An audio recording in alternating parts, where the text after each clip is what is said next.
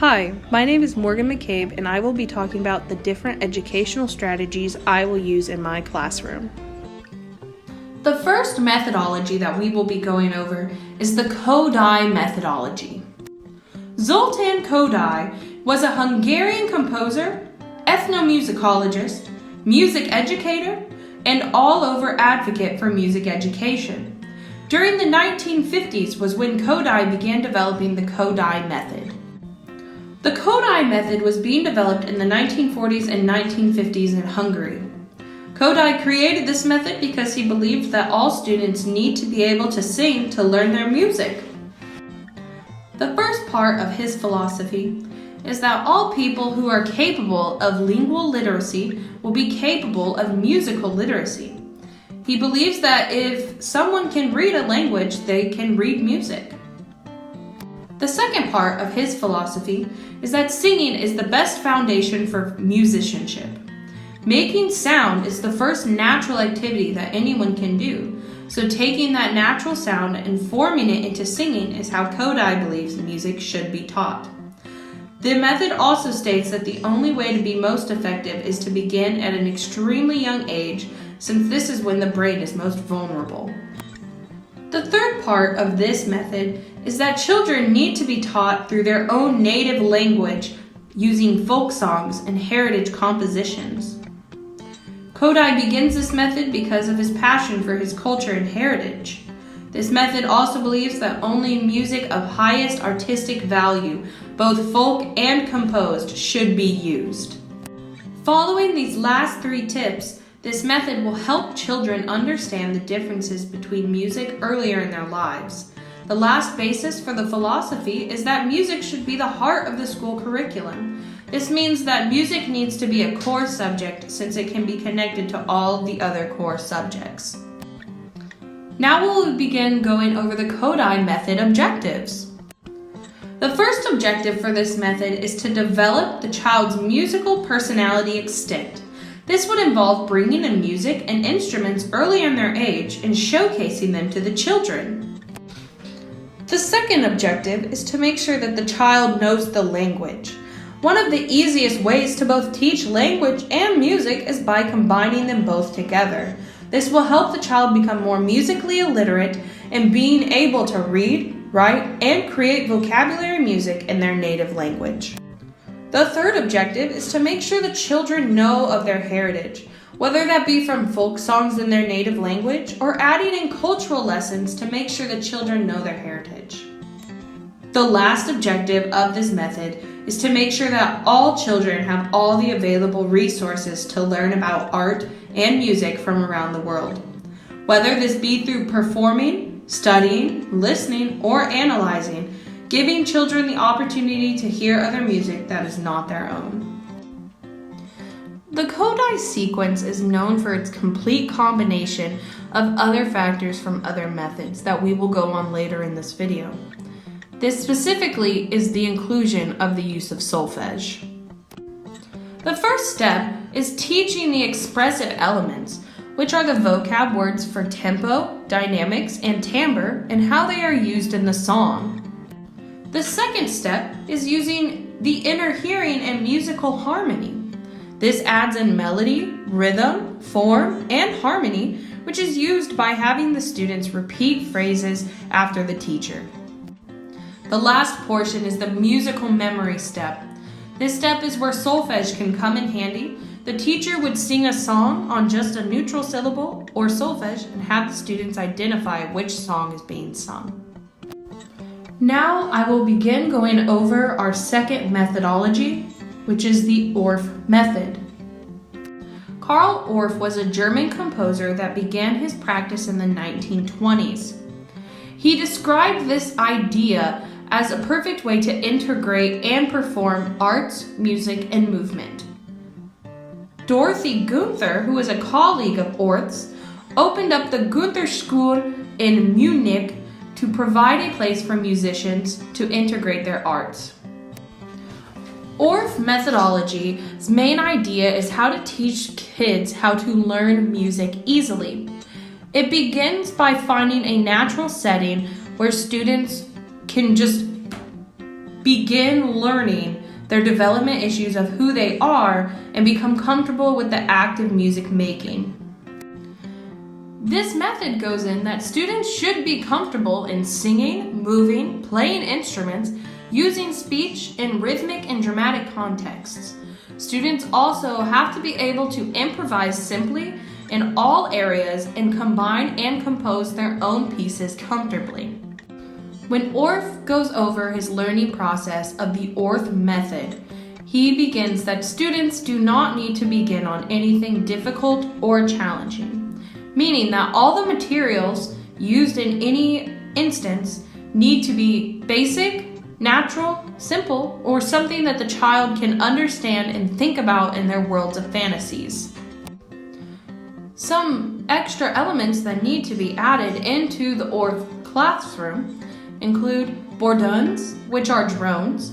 These open the fifth on the first and fifth scale degrees. Different types, which are simple, broken, crossover, and level.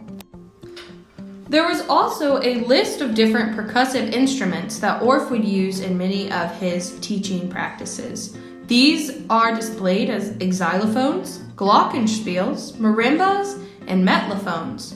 All of these percussive instruments can take place of the piano to keep students engaged and not overthinking. Now we will be covering the teaching process that the Orff method uses. Orff believes that imitation is the first step in teaching students how to learn music. He says to begin by using small rhythm and speech patterns, usually starting with just 3 notes at a time, or then moving into modes once they are more comfortable. The next step is the exploration process. This includes incorporating different types of harmonies that the students can learn to hear and also practice themselves, and also using simple drones and ostinato patterns that they will be able to involve in. The third process is improvisation. Body percussion will be the first thing that you teach your students how to do when it comes to the Orff school. So using different claps, using taps, and snaps are all perfect in the Orff schoolwork. Now when it comes to the last method, which is creation, there's a specific order that Orff likes to follow to make sure that kids are creating correctly according to him. This order is using totality, then activity, then creativity, then motor activity, then theory, then community, and finally child-centeredness. The third methodology that we will be covering is the Gordon method on his musical learning theory. Edwin Gordon was an American music teacher. In the 1970s, he began the practice of the music learning theory. Gordon had taken a theory that had previously began with Robert Gagne and Jerome Bruner.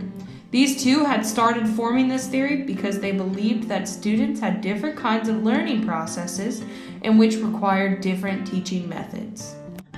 The music learning theory was never intended to be a methodology, but a guide for teachers to make multiple plans for different kinds of students. Gordon believed that students learned best orally and aurally, since the first thing children do is learning to speak and hear. So he based his research off of this factor and how to incorporate them in a music classroom. Now comes the Gordon method objectives. The main element in music learning theory is audiation. Audiation is the way a person can hear a specific set of pitches, but not in a specific order. Gordon frames audiation as a process where imitation leads to a product. The next main element is music aptitude. Music aptitude is a person's potential or motivation to learn and achieve music. Gordon believes that certain children are born with a higher musical aptitude than others. Whole part whole is Gordon's most popular exercise for the MLT learning series. This can be used in classroom activities and different learning sequences. The whole part whole learning process is divided into whole, learning content in a natural setting, part, breaking down the parts, whole, applying the part back to the classroom activities. The music learning theory identifies that students can be taught songs in a wide variety and range of tonalities. These tonalities are major, minor, Dorian, Phrygian, Lydian, Mixolydian, and Locrian. When it comes to rhythm, MLT recognizes macro beats, microbeats, and melodic rhythms. The teaching process for MLT is the whole part, whole learning process we learned about before.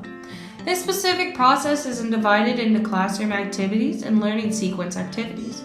Classroom activities, which include teaching content on different major and minor keys, while also going through duple and triple meters. Gordon took the initiative to set a specific list of the hierarchy of the different classroom activities that should be taught in order.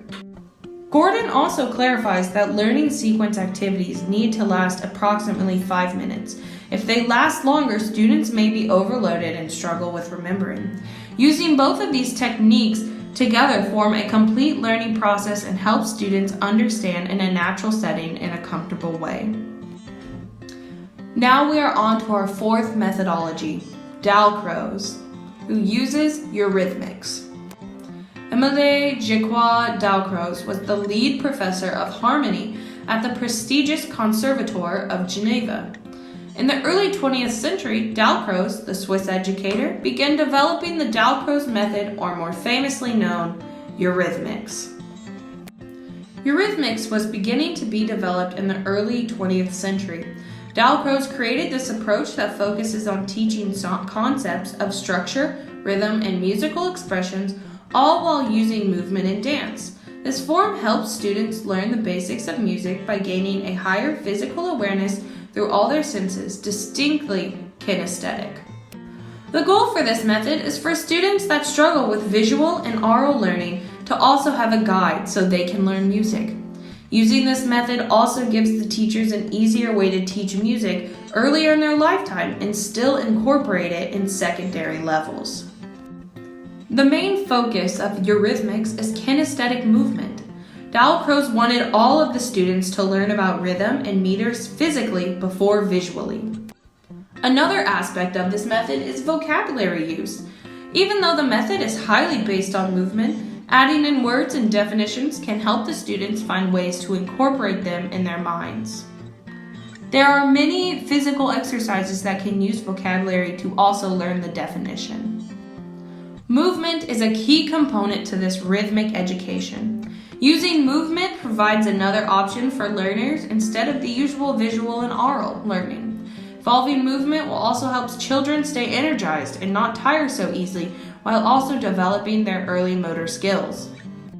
The last main concept of eurythmics is the high use of meter and syncopation. Using this method helps students internalize a pulse and identify subdivisions.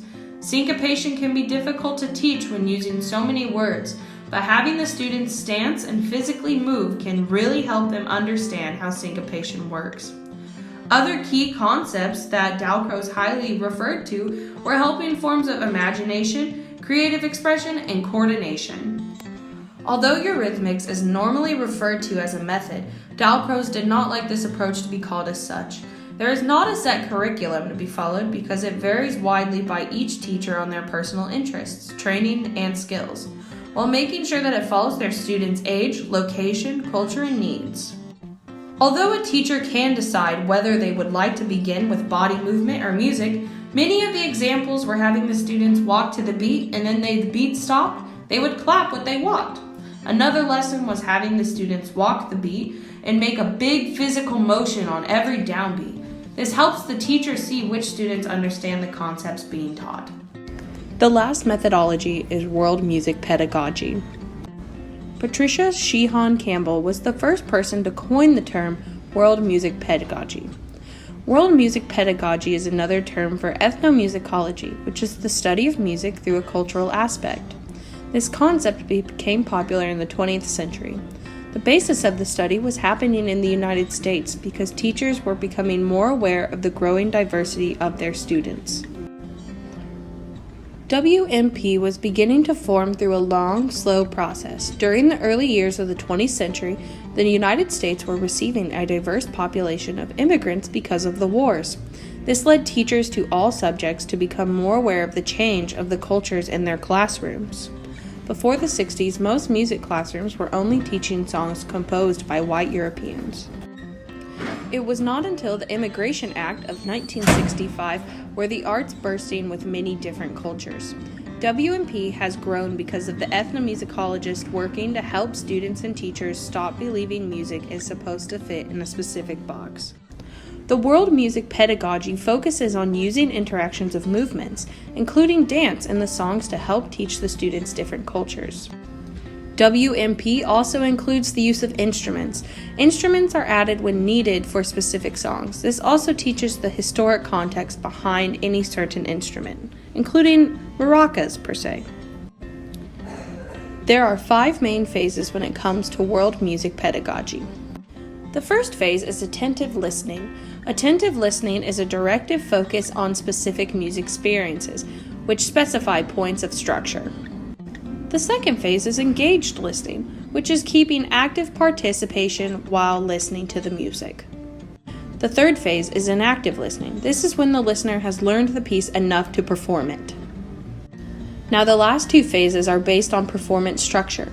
The fourth phase is creating world music. This is creating different musical aspects like improvisations. The 5th phase is called integrating world music. This is the last connection of music to life. This also includes creating a connection between world music and the curriculum. Now I will revise my pros and cons for each section of Kodai, Orff, Gordon, Dalcroze, and world music pedagogy. For the Kodai method, I find this to be a great strategy but could be difficult for the younger students who struggle with using their oral skills. Many younger students cannot match pitch because they have not formed the inner ear abilities. This might be too advanced for them. Though, I do find this beneficial through the developing a student's oral skills. Having a student learn music just by listening can be fun and a great way to show tradition through heritage. Orff is problematic because there are no published explanations materials used for teachers. The books do come with a wide variety of beautiful examples that students can learn. It also may move too quickly for the pace of students who struggle.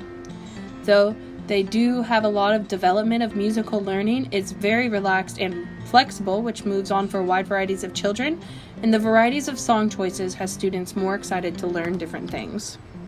I find the music learning theory to be extremely helpful and a good basis for a new teacher on how to set a lesson plan. I do not find that it is strict enough and guides well enough to be a fall lesson plan in itself. It should just be a guidance or an outline for teachers. Some benefits that I see in this approach are how well it covers all areas of music when it comes to learning through keys, rhythms, movements. Everything is covered in a basis, which is important for incoming teachers. Eurythmics seems extremely fun and a great way to introduce new concepts of music. I can see this being used as a warm-up for higher level students and maybe a full exercise for younger students, but this method cannot be the only way that students are being taught. If a student wants to advance in their musical career, they are going to have to learn how to visually read music and how to orally learn music. Some benefits, though, are the use of another learning technique. Many students learn in different fashions, and I find this extremely helpful. For limitations, some schools might become too focused on learning one specific culture and not looking to other cultures, which can lead to students feeling unwelcomed. Though I do find this to be extremely beneficial because learning about the diversity of the world is important for young minds, having the knowledge that people can be different and just as interesting. Now I will be pointing out the similarities in the different methodologies. Kodai believes in teaching duple meters before triple meters, along with major intervals before minor, while Orff believes that rhythms and speech should be taught before the notes of the music are learned. Both of these methods utilize teaching the basics before scaffolding into the lessons accordingly. Now, the Dalcroze and the Gordon theory are also very similar for their teaching processes. Dalcroze believes that with a correct age group, you are able to teach the full song first and then go into the different parts, while Gordon symbolizes the whole sequence that we discussed earlier. ORF and world music pedagogy both focus on the importance of musical heritage and cultural understandings between the students. Now, Gordon and world music pedagogy are different but alike in the end goal. Gordon believes that you need to use the purposeful response where children have to relate to movement and sounds to learn their music from their environment, while world music pedagogy believes in the teaching process with engaged listening that also requires action to ensure that they learn the songs.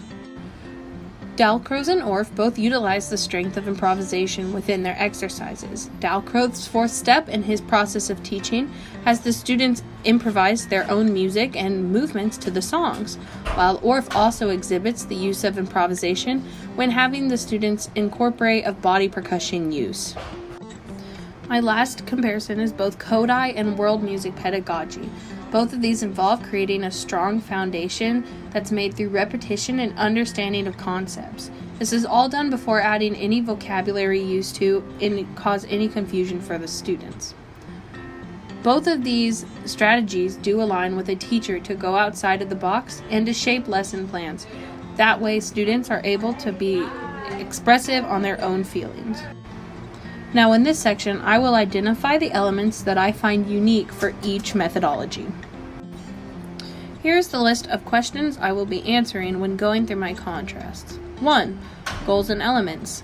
2. Approaches to student creativity. 3. Use of movement. 4. Instrumental training.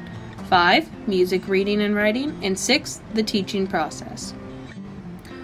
Kodai is unique through their use of solfege, using a do-based major and a law-based minor, using hand signs with correlating solfege, not having any specified instrumentation, preparing students with information without knowing the names, and focus that child development is mostly universal. ORF is unique with their usage of instruments such as drones. Also, the approach is a child's world of fantasies, improvisation, the use of xylophones and marimbas. They have a lot of music recordings that they use for practice, and the drones are heavy in the teaching process and the use of child-centeredness. Now, Gordon is unique because he believes that the musical aptitude is completely developed from birth, that the acculturation with little awareness is used for beginning of lessons, imitations of teachers and repetitive movements. Also, breaking the code is often found in music, the assimilation, and whole part whole. Now, Dalcroze follows that learning new music in an old way has students click with rhythms, even if variable changes. Also, the change of meter in the mind creates change in improvisation. The kinesthetic improvisation. Instrumental training will be based off of the requirements.